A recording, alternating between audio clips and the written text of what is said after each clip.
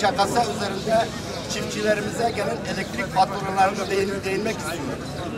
Tarımsal sulama kuyusu olan ve olmayan çiftçilerimize ÇKS üzerinde fahiş miktarlarda rastgele elektrik faturası gönderilmiştir. Bu haksız faturaları düzenleyip gönderen Dicle Elektrik Dağıtım Anonim Şirketi Genel Müdürlüğü resmen yasal olmayan bir suç işlemiştir. Baskı ve tehdit yöntemiyle şu şekilde devreye sokulmuştur. Örneğin çiftçilerimize gönderilen faturalarda dönüm başı 380 TL kaçak elektrik kullandığımızı, ancak anlaşmaya geldiğimiz halde bir yıl içinde 380 TL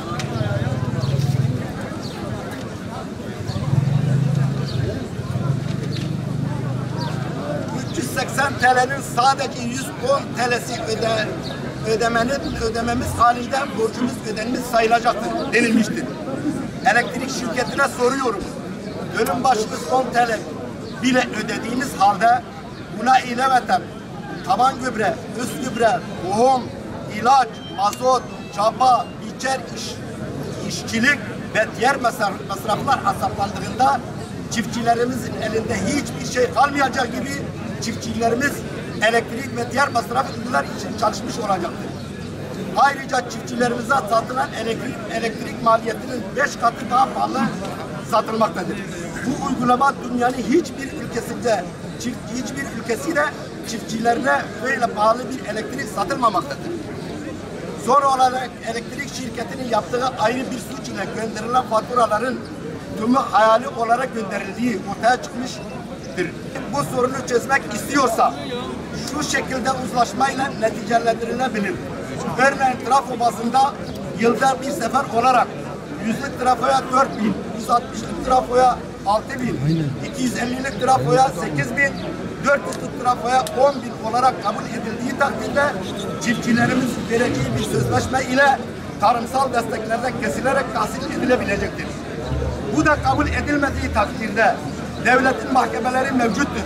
Çiftçilerimiz mahkemeye başvurmak suretiyle elektrik şirketinin aleyhine yaptığı kanunsuz uygulamalarından dolayı dava açabilecekler. Saygılarım.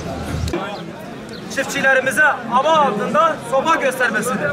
Aldığı o karar, çıkardığı o yazı biz hukukçulardan araştırdık. Kesinlikle hukuki değildir. Amaç nedir? Kendi keyfine göre yüksek meblağlardaki o hazırladığı sözleşmeleri daha sonra gözünü korkutuyor çiftçinin, uzlaşmaya masaya getirmektir. Bu bölgenin çiftçisi yıllar önce ve bugün de milli servet dediğimiz, milli değer dediğimiz tarımda ne yazık ki geçmişten bugüne kadar negatif ayrımcılık yapılmıştır. Şöyle ki, bakın Seyhan Barajı 1953 yılında Cumhuriyet'in yoksul olduğu bir dönemde, hazinede paranın olmadığı bir dönemde, ülkemizin yurt dışında kredi temin edemediği bir dönemde, rahmetli Menderes döneminde Süleyman Demirel o zaman Devlet Su İşleri Müdürü burayı kalkındırmamız gerekiyor. Adı üzerinde çukurda bir ova, sivrisineklerin olduğu bir yerde. Ne yapalım diyor, borç yok, kimse para vermiyor, hazinede yok. Biz savaşa girersek ne olacak diyor halimiz. Savaş için altınlarımız var diyor. Savaş için muhafaza edilen altınları satıyor ve Seyhan Barajı'nı Çukurova'ya götürüyorlar. Ve yıllardan beri biliyorsunuz Seyhan'ın gelişmişliği, gelişsin ülkemizdir, toprağımızdır. Ama Seyhan'ın 5,5 katı olan Fırat Nehri 1975 yılında temele atılmış, hala suyumuz gelmiyor. Çiftçimiz burada çoluk çocuğun altını satıyor. Eliyle kuyu kazıyor, bir elektriğe geliyor sen hırsızsın diyor.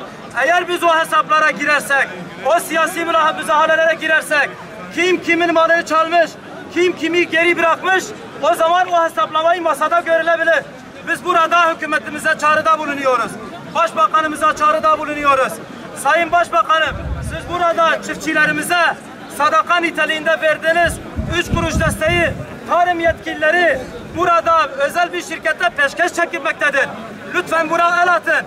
Bugün saat 4'te ziraat temsilcilerimiz Enerji Bakanlığı'yla görüşecek. Eğer çiftçilere bu eziyet devam ederse, bu böyle giderse yakında büyük kitlesel eylemlere geçeceğiz ve Enerji Bakanımızın her bu konu gündeme geldiğinde siz hırsızsınız dediğinde o zaman biz de diyoruz sen Edremit çiftçisine 100 dönümde 1,5 milyar alıyorsun. Urfa çiftçisine aynı, Trakya aynı, Ege aynı. Ama burada aynı elektriği veriyorsun. Sen hem benim bölgemde çıkarıyorsun, enerji çıkarıyorsun. Benim suyumda elektrik üretiyorsun. Suyumu turizm zamanında kalkıyorsun, turizm illerine veriyorsun. Ondan sonra Keba'nın, Atatürk Barajı'nın enerjisini turizm yerlerine veriyorsun. Çiftçi kıt kanaat bir şekilde zorla ayakta duruyor. Hem hırsızlıkla suçlanıyoruz, hem geri bırakılıyoruz. Bu hiçbir adalete, özellikle Başbakanımızın bu konuda hassas olduğunu biliyoruz. Birileri lütfen basın aracıyla bunu Başbakanımıza, hükümete iletsin ve bu zulüm, bu haksızlık bu tarım bölgesinin üzerinde kalksın. Antalya için, Bodrum için, Muğla için, turizm neyse bizim için de tarım odur. Hepimiz çiftçinin ürettiği o hububatta besleniyoruz.